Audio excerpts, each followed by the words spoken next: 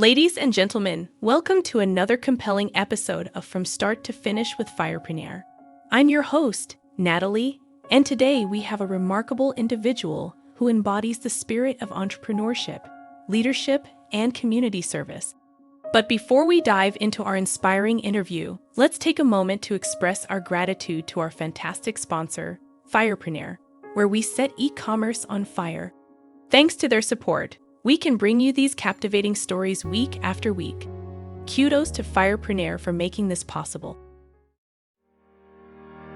Welcome to our all-in-one platform, where learning, creativity, collaboration, and community come together. Firepreneur is an emerging web technology and business development platform, which offer great services in freelancing, digital services, e-learning, and networking marketplace. Discover our extensive collection of e-learning courses taught by industry experts to expand your knowledge and skills. Learn at your own pace, access courses anytime and anywhere, and unlock your full potential. Browse through our marketplace of digital products created by talented artists and creators. Enhance your digital experiences with high-quality and unique digital goods. Connect with skilled freelancers who can bring your projects to life. Get access to a wide range of services, from design and development to writing and marketing.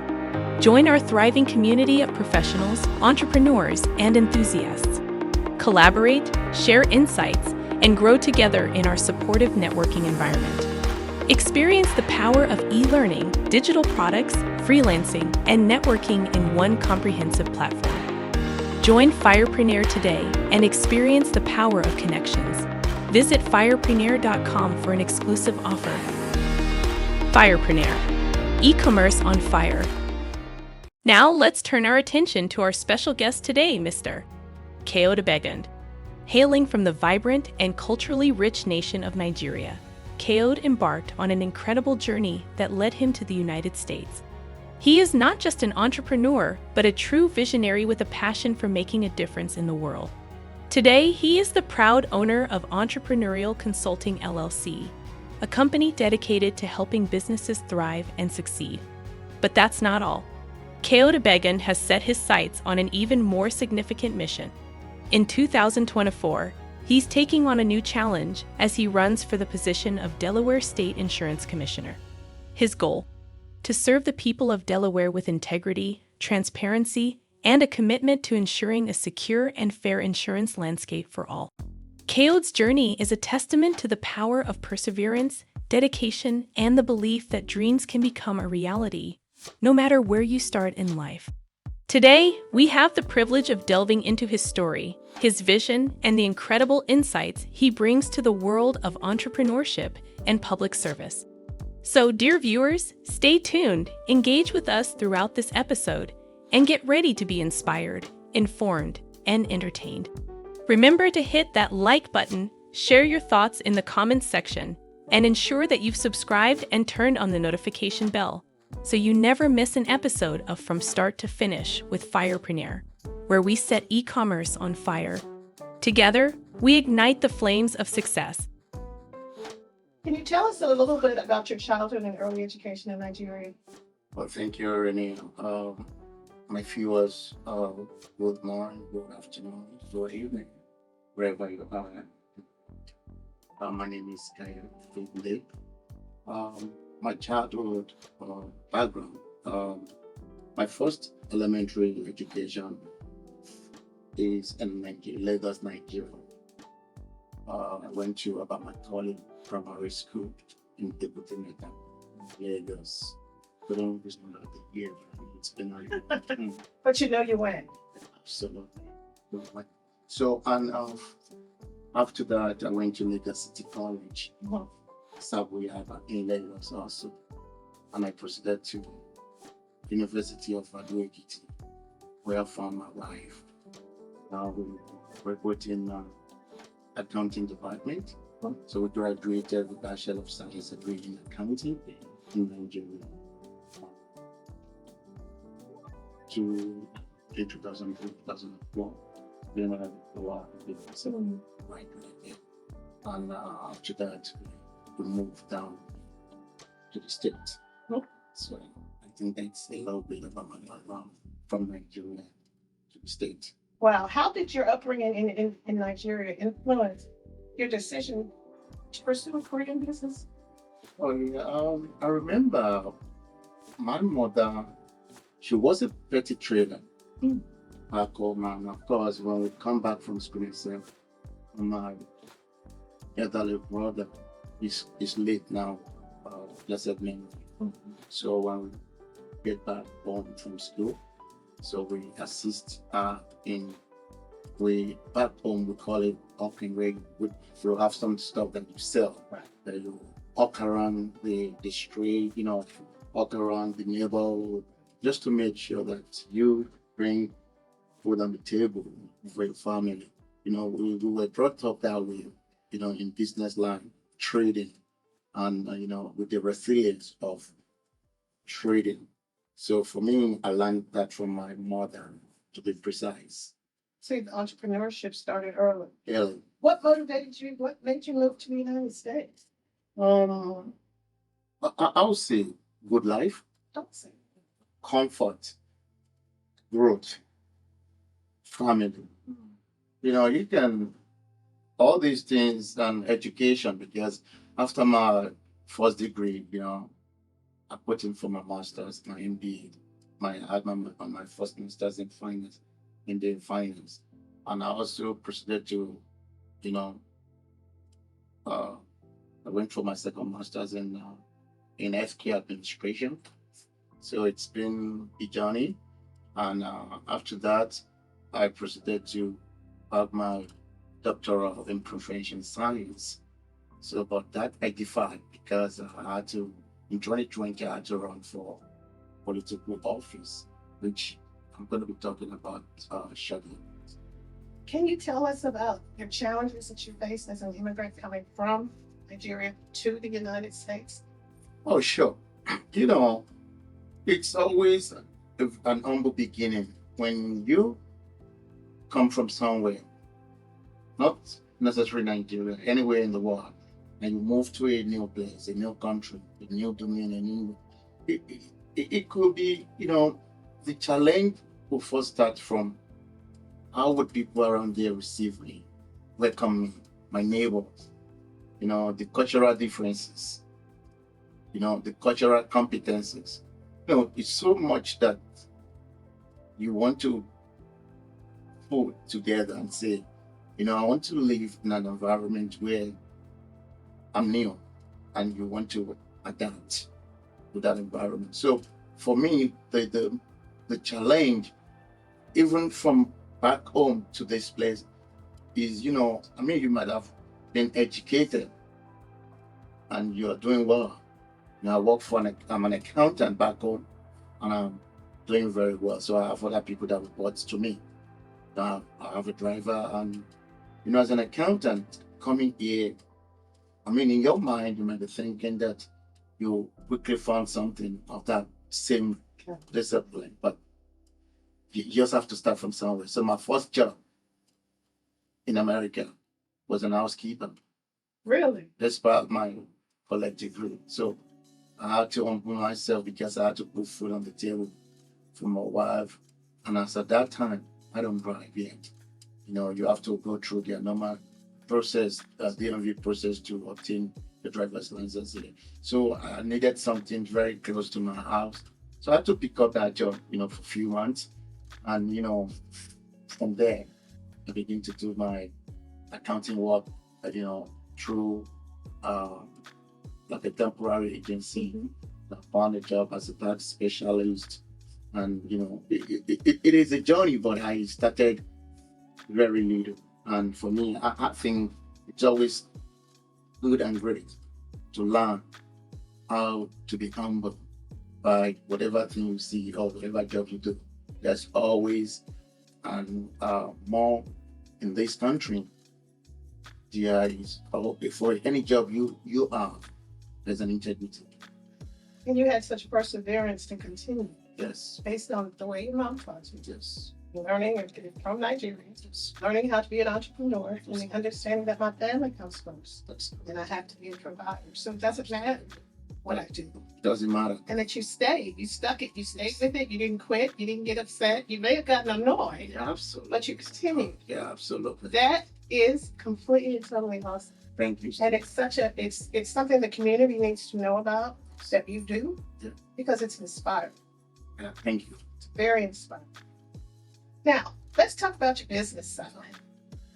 Okay. How did you decide to pursue an MBA in business administration? Yeah, outside my being an entrepreneur, even I've had this in my mind, right? Even before making my decision to go for my Bachelor of Science degree in accounting. That's always been my mind to trade, to transact, to do business. So what that entails, I might not have an idea as at that time, but then, as I alluded to earlier, my mother, she taught us on how to be resilient to be a good business owner. So for me, growing up with that thought in my mind, with the learning, so it helps me to say, this is the direction that I want to go. So for me, pursuing an MBA has been a driving factor, even though it might be from a petty trader point of view, but that has helped me to determine and to focus on what I wanted to become growing up. So, and that's one of the things that led me to my MBA. Awesome. And you don't just have one MBA, you have two MBAs. You have an MBA in business and one in finance. Yes, I have MBA, Master of Business Administration, one in finance and the other in healthcare administration. Awesome. So then you decided just one wasn't going to do it. You needed the second one. Tell me why you got the second one. Yeah, I got the second one because the job that I do right now, I'm the Director of Services for Keystone Human Services. We support people with intellectual disabilities. So, and it's more of a health and human services. So for me being in that role, in that job, I really want something to give me that authority when I speak.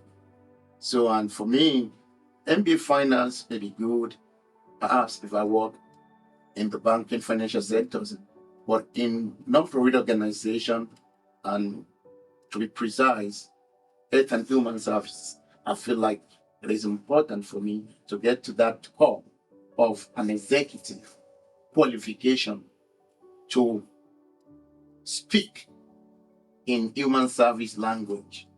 And that's one of the reasons why I had to, acquire my second in the healthcare administration, and of course, to be able to talk as an expert. There you go. Of human service and healthcare. So tell me how obtaining your MBAs helped you to start your own business. I started my business in 2011. And starting a business, you need to have quite greater number of thoughts. Starting from what the name of the company would look like and what name would you give to your company. So for me, back from home, many people who knows me very well knows me that I've always, even when I'm going to a place where it doesn't require to wear a suit, I'll put on a suit with my pen, with my newspaper and everything, just to differentiate me, to give me a look of professionalism. So for me, in my mind, I'm thinking that what would you make you to look this way? But I feel like you have to be a business owner. You have to be able to someone in authority, and you speak the language of business. So I feel like I said, yes, I think many people need what I know. And how do I be a blessing to my community? So, and I put everything that I've learned right from my childhood to the moment that I started my business. I said, I think this is enough for me to start an operation that is called entrepreneurial consulting. Entrepreneurial is from being an entrepreneur. Consulting is the kind of service that I want to give to the public. So, and at a very affordable cost, whereby for me, I know how to help people when they're struggling with their financial data. So I bring them to my office. We look at their financial data, their what is it called, the credit score, credit report, and I advise them as appropriate, just to ensure that them and their family would not suffer. Because one thing that I've noticed is that many families struggle with the financial analysis and interpretation. So with that, they get into a lot of debt. So for me, my job is to bring them together, counsel them, help them, build them, because there are a lot of mistakes that people do, that if they are able to find someone to speak with them, they will make that mistakes. And that is what I've been doing, helping people. And I do business development, I do accounting, I do tax advice, I do a couple of bookkeeping, I've mentioned that I do business development. And, as being a consultant, you should be able to bring everything together to be able, you want to be an expert of those areas. So for me, I can say I'm an expert of those areas that I've mentioned to you. And I can advise people judiciously, and I can advise people reasonably. So my clients know me for that, and I'm open, and I'll give you right advice, so that at the end, it will help you and help your family to make better financial decisions. And many people are unaware of how to manage their financial side. And as a previous banker, I can definitely share with you that when they come in, they're not sure of what an income statement is or a balance sheet. They don't understand how the credit reporting agencies operate. And sometimes we make bad decisions. We don't need 5 credit cards. Yeah. We don't need all that debt. We don't need high interest rates. We don't understand that if we take a little of what we have and put it aside and don't touch it, it'll grow.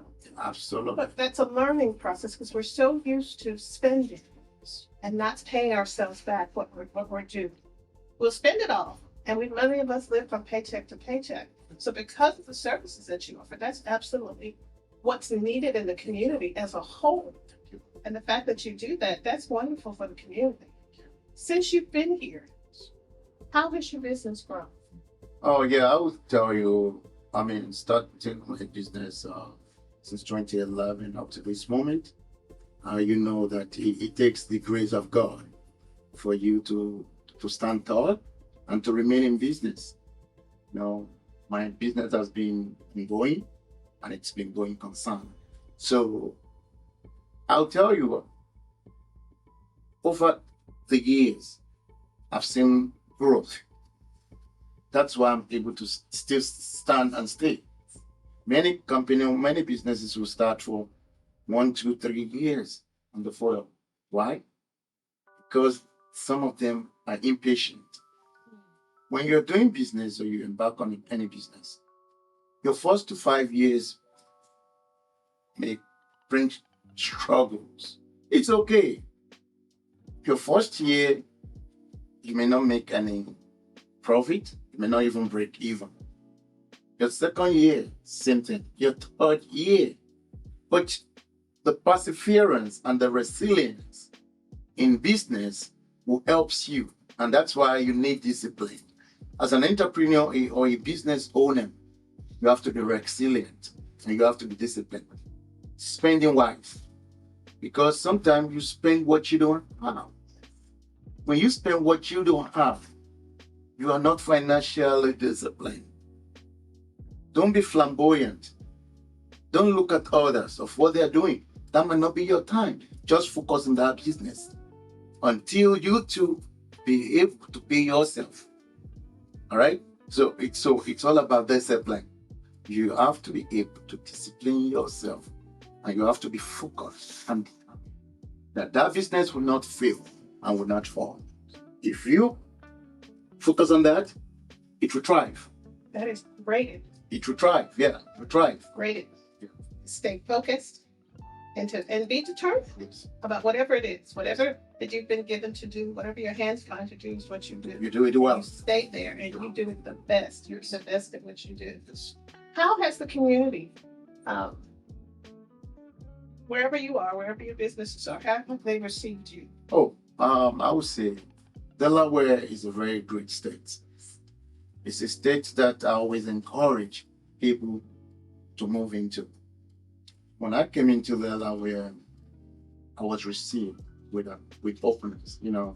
People who live in Delaware are great people. There are people that you want to associate with. There are people that you want to do business with. They are the progressive people. They are people that are determined.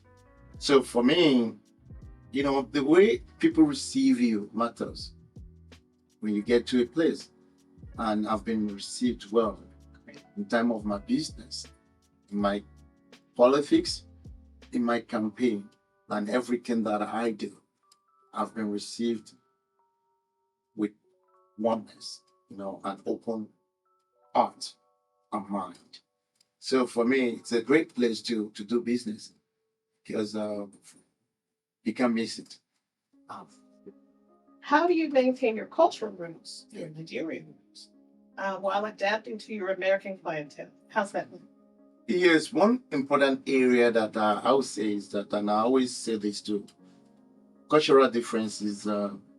With cultural differences, we need to ensure on our own to understand the cultural competence of the environment we live.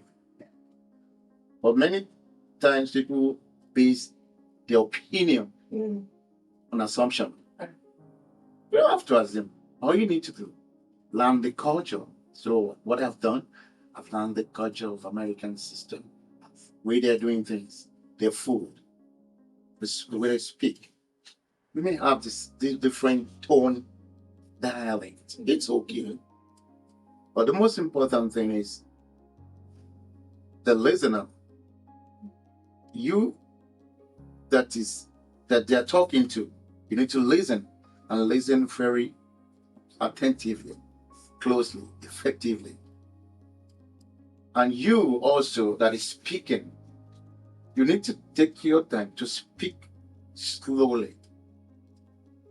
It is the underlying factor of we receive things and our body language to it, acceptance.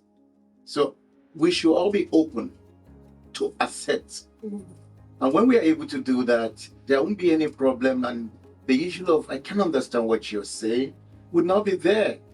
But for me, I went to school, I did my second master's, my 2 MBAs in this country, and even beyond that. I listened to my professors. So I was able to understand exactly everything they're saying. Then when you pay close attention and you listen very well, you comprehend. But more often than not, people are not patient to listen to one another. So for me, I've been able to listen to my clients, and when they receive it, if they have any questions, even sometimes I'll be the one to ask them, "Do you understand?" They say, "Yes." Why? They say, "Yeah, we do understand you." And the way you always analyze things makes it very much simpler to understand. That's great. Let's talk about 2024 Delaware State Insurance Commission. All right. Let's talk about that for a moment. What inspired you to run for that? In 2020, I ran for the Delaware State Insurance Commissioner. And one of the reasons that I ran there was because when I started my housekeeping job several years ago, I worked with an elderly woman that lives in a nursing home.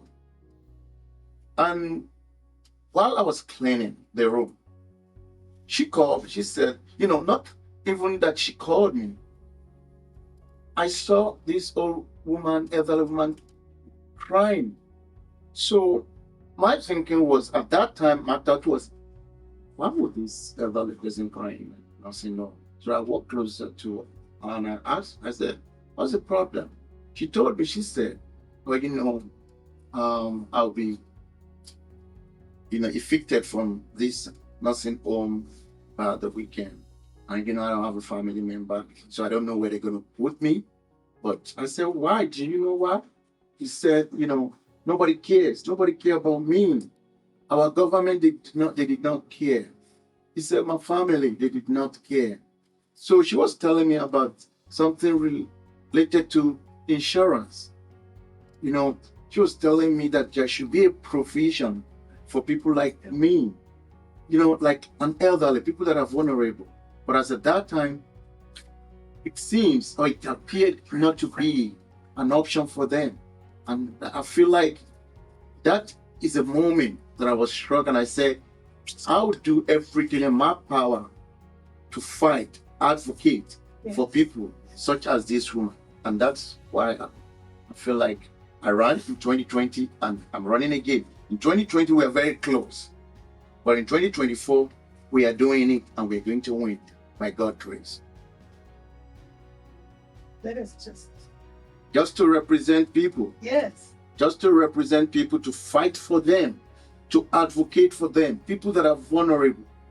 We have a lot of people dealing with one mental issue or the other. We have IDD, people with intellectual disabilities. We have people with physical needs. We have adults, we have seniors, we have veterans. We have a lot of people dealing with one thing or the other. But we don't provide a lot of resources, options for them. And my job is to work closely with legislators and to ensure we have regulations, we have resources that many people in this country, in Delaware, to be precise, will benefit from. That's why I'm running. I'm running passionately. I'm running empathetically. I'm running being determined that we can get things done in Delaware. I know the current insurance commissioner has been there for 8 years now. It's going to be 2 terms. I think that's enough. We need vibrant, a focused insurance commissioner with fresh ideas that will come in and do it well. Move it further. Move it further because everyone counts. Everyone. Right. Everyone, including people who are disabled. It doesn't matter what your race, how you speak, state of origin, country, but as far as you are under this world, people should be treated with respect and dignity. So let's give all the Delawarians the dignity that they deserve. So you want to actually be the commissioner for all people. Absolutely. Whether you have a disability, whether you're a senior, yes, whether you're 18 years old, whatever the age group, whatever your dispensation is, wherever, it should not matter. Yes. They can come in and get and speak to us. us. So if I'm elected, I want to be an insurance commissioner that anyone can come to. Yeah. Thank you. So what changes would you like to see done for the insurance commission? Oh. Aside from accessibility.